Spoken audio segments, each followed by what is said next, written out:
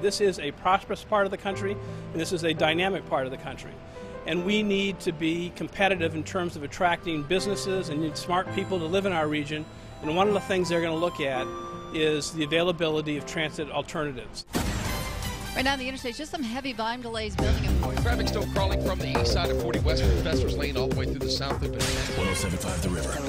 On-time traffic. Still seeing a lot of traffic coming in from the southeast side, 24 West in. Between now and 2035, we're going to have 1 million additional people moving in the Middle Tennessee area.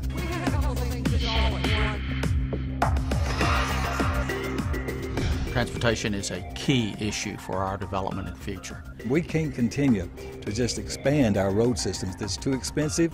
The right-of-ways are used up. We must plan for the future. If they could see those population projections, if they could see those traffic projections, there's just a limit to what we can do with what we've got. I mean, that's what good planning is all about, getting ahead of the problem.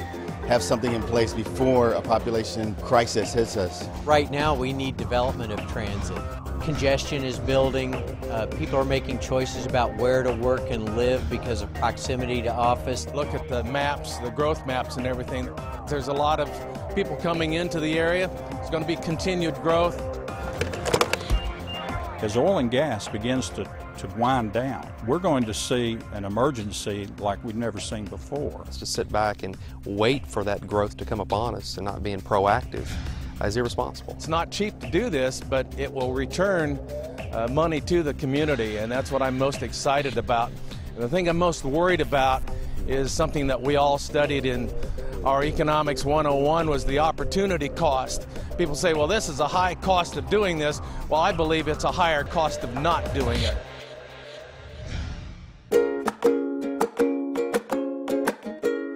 Improved transportation is prosperity for smaller communities outside the metropolitan area. It really makes sense as we look at the areas surrounding Davidson County, where so much of the economic activity is, that public transportation would be a primary goal and a primary objective. The reason being that employers and residents alike want the convenience, the accessibility, and the safety of public transit. Some of us would do lots more, go lots of places, have lots more experiences if we had better ways to get there. Growth of mass transit allows people that don't have that availability to get a car, to get to work. I foresee it in the future of being able to go by and pick up certain areas of Lebanon or Wilson County and getting them to hospitals and getting them to grocery stores. We've got to look towards the future, and we've got to decide where we're going. Nashville and Middle Tennessee, in my mind, are an emerging potential big city, right? And you need that infrastructure to continue growth of all socioeconomic groups. I can see it being used by the rich and the poor, the young and the old. It takes them off the road, which helps our smog, as we know. We do have an issue with air here, and we need to be emphasizing mass transit. Right now, 1 in 5 children have asthma. That statistic is staggering. Air quality and air pollution contribute to our overall well-being. If we can get automobiles and trucks off of our highways and have some kind of clean transportation system, I think it improves health for everybody. People need transportation for jobs, going to the doctors, just going shopping. How you move these people around, how they get from point A to point B, we've got to find some solutions to them. With the improvement of the mass transit, the community itself changes. The lifestyle, the people, they rely on it, they're healthier, they enjoy walking, they enjoy relaxing instead of being in gridlock all the time in a massive traffic jam on 40 trying to get to work. They're on the train, they're able to read the paper, listen to a tape, and relax, and that's better for their health.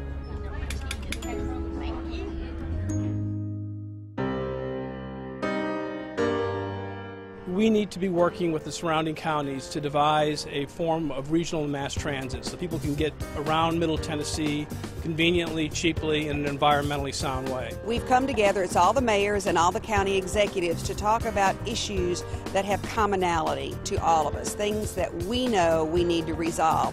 And mass transit is at the top of the list. Private sector's out there talking about the need for mass transit, and they move individuals that government cannot move. The entire region becomes very attractive if there's mass transportation. I think any business person who has any sense would agree that we need mass transportation that will help their business. I know that the traffic volume is increasing every day, and I know it's only going to get worse. And it's a lot easier to deal with your problems before they become major problems and we reach that gridlock stage. The public-private partnership makes our effort that much stronger. You have to have the whole region in partnership on this, and it takes federal government, state government, local government, and the ridership to help make this kind of thing happen. The single most important thing that we who live in Middle Tennessee, I think, need to focus on now is a vision of how mass transit can deal with our future. And that's what the Transit Alliance is here to help do, is to get a picture of what that could be like. And then the next thing, after we've made progress on thinking about our vision of the future, all right, let's talk seriously about how much this is going to cost. Who's going to pay for it? Over what period of time? And what will the benefits be? That'll be the next conversation. 24 can be a parking lot from Murfreesboro to Nashville on any given morning. Some days I can leave at a certain time and it take me 45 minutes to get to downtown Nashville. Other times I can leave and it takes me an hour and a half to get to downtown Nashville. It doesn't take but one little simple accident to bring everything to a standing halt. I am spending a full day's work in my car per week.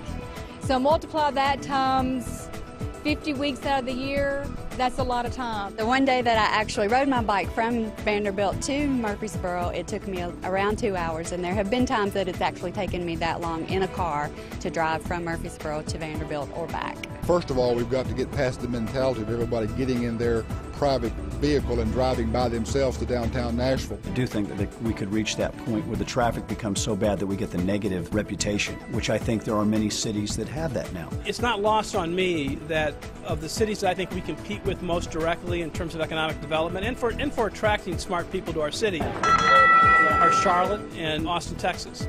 Both of those cities have started light rail systems in the last year and a half or so. Portland, Oregon has a great downtown system. Portland is so much like Nashville, and then the surrounding communities are so much like Gallatin and Hendersonville and Brentwood and Lebanon. And I just feel like we're missing an opportunity if we don't take that route. Denver, where you can see just a different attitude about travel. Well, I think every city has its own character, and therefore our transit answers will be different from the other cities that we've seen, but those transit answers will be tailored to Nashville's needs.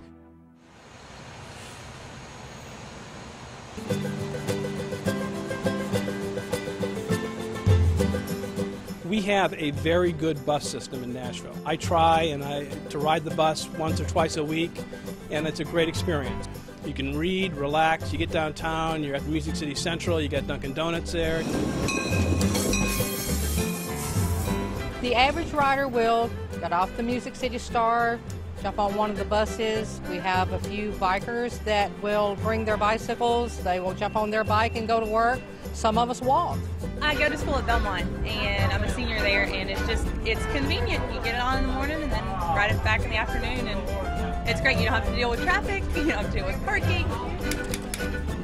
I went to my doctor 2 years ago. I said, Doc, I relieve 50% of the stress of my life. He said, what do you do, get divorced? I said, no, I started riding the train. Do you have friends on the train that you ride with every day and you get to see? Yeah. He's made lots of friends on the train. In fact, they threw him a birthday party on Friday on the train. Much rather be on a high-speed train, coming in like my friend in Chicago and with my iPod and decompressing from my day. As this area continues to grow, having that train system like that, I think, will really help us immensely.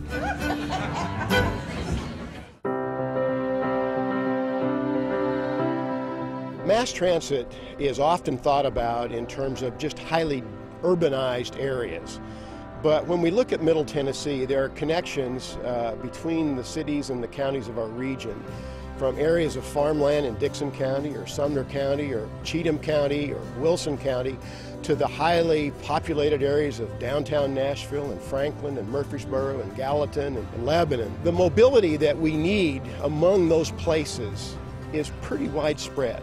And whether it's a work trip from Dixon to Nashville or whether it's somebody that lives in Springfield that wants to go to a Titans game, those are all issues that mass transit in Middle Tennessee needs to address and is addressing.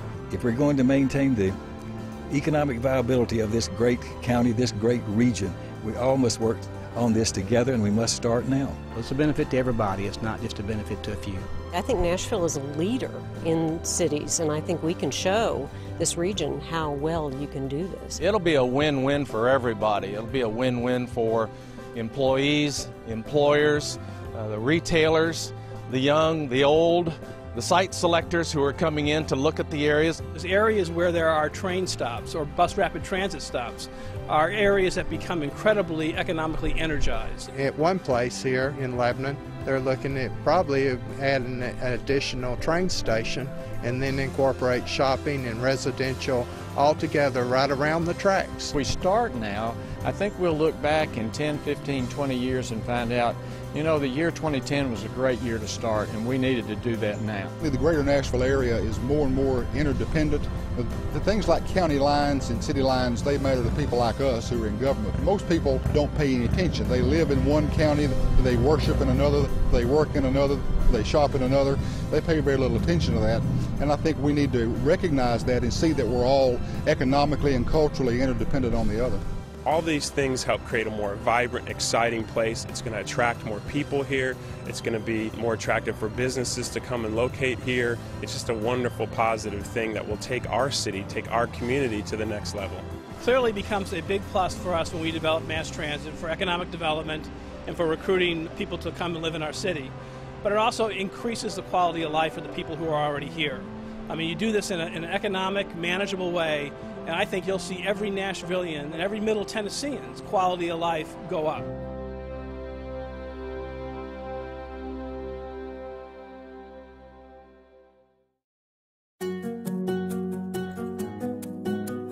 If I had a train system that I could take in and drop me in downtown, I would use it. And if it was a regional thing, then I would definitely be in support of it. Please do it.